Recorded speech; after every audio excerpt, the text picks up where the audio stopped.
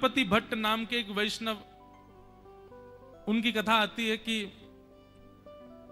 वो गणेश जी के परम उपासक थे। वो अन्य किसी देवता को नहीं पूजते थे, गणेश जी को ही पूजते थे बस। सब जगह गणपति दिखे उनको। एक बार उनके किसी रिश्तेदार ने उनको जगन्नाथपुरी बुलाया और उसने ऐसा और कह दिया कि यहां गणेश जी ही हैं मंदिर में, आ जाओ तुम। तो वो आदमी अपनी पूरी व्यवस्था करके जगन्नाथपुरी पहुंच गया। बिल्कुल सत्य घटना है। अब जैसे ही जगन्नाथपुरी पहुंचे महाराज, तो वहां जाकर के उन्होंने पहले सबसे पूछ करके विश्वास कर लेते, गणेश जी है ना भीतर? बोले हाँ। मेरा अनन्य भाव नहीं छूटना चाहिए, किसी अन्य देव को नहीं देखता मैं केवल गणेश जी को देखता हूं। तो इनकी भक्ति में थोड़ी सी एक कमी ये थी, अन्य देव को देखते भी नहीं थे। उसको सुधारने के लिए और इनके अनन्य भक्ति से प्रसन्न होने के लिए जगन्नाथ जी ने इनको बुलवाया था। तो मंदिर में दर्शन करने के लिए भीतर जाने लगे, तो वहां पर श्री कृष्ण गोविंद हरे मुरारे कीर्तन होने लगा। उन्होंने कहा, बोले कि एक बात बताओ, ये गणेश जी का मंदिर है, तुम यहां कृष्ण का कीर्तन क्यों कर रहे हो? तो किसी ने कहा, बोले अरे तुमको किसी ने पागल बना दिया। बोले गणेश जी का नहीं है, साक्षात ब्रज उर चंदन नंद नंदन श्री कृष्ण ही जगन्नाथ जी हैं, वही विराज रहे हैं यहां पर।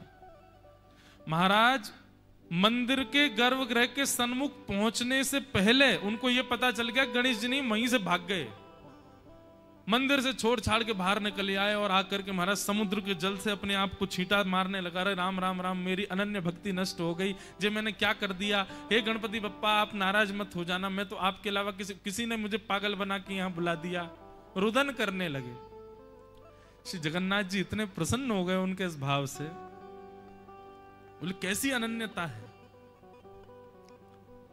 सोई ठाकुर जी एक बालक का रूप धारण करके गणपति भट्ट के पास पहुंच गए। समुद्र किनारे बैठे थे, रो रहे थे। बालक ने आकर के कहा, भैया तुम रो क्यों रहे हो? बोले मेरा पूरे जीवन की अनन्य भक्ति मेरी आज नष्ट हो गई। मैं गणेश जी के अलावा किसी को नहीं देखता, मुझे किसी ने यहां भेज दिया है। अब मैं इनको देखूंगा तो मेरी भक्ति नष्ट होगी। अब मैं कैसे क्या करूं मैं? अरे मैं अन्य देव के नगर में भी क्यों आ गया? जगन्नाथ जी बालक के रूप में गए।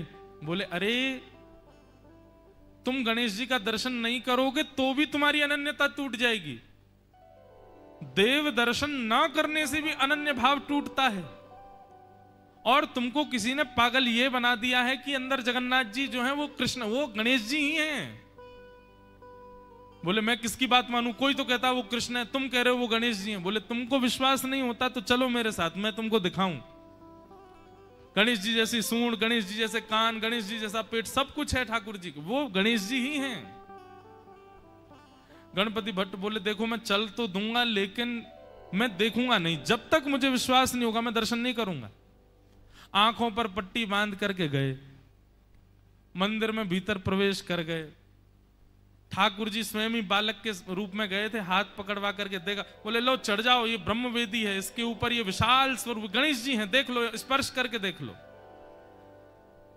सबसे पहले हाथ मुख के ऊपर लगाया तो महाराज लंबी नाक सूंड जैसी उनके हाथ में आ गई। ओहो, दूर दूर तक जा रही है। सूंड हाथ में आती प्रणाम किया। ठाकुर जी अपनी सूंड से उनके सिर गुदगुदाने लगे। जगन्नाथ भगवान आंखों पे पट्टी बंधी है, देख नहीं रहे हैं।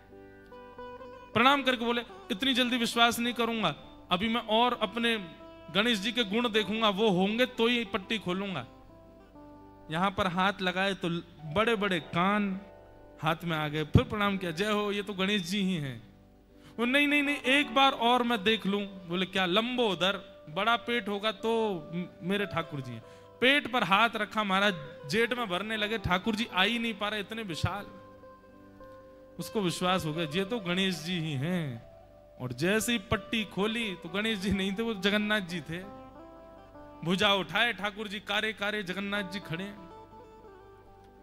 महाराज कूद गया ब्रह्मवेदी से। अरे मायावी कृष्ण, मेरे को गणेश जी बता करके ले आया मंदिर में और मेरा अनन्य भक्ति तोड़वा दी। ठाकुर जी प्रकट हो गए, अपने हृदय से लगाया। बोले अरे पागल, तेरी अनन्य भक्ति बहुत अच्छी है, इसीलिए मैं तुझसे मिला। लेकिन तेरी अनन्य भक्ति में एक दोष है कि तू किसी देवता को देखता ही नहीं। अगर किसी देव को नहीं देखेगा तो इससे अपराध बनेगा।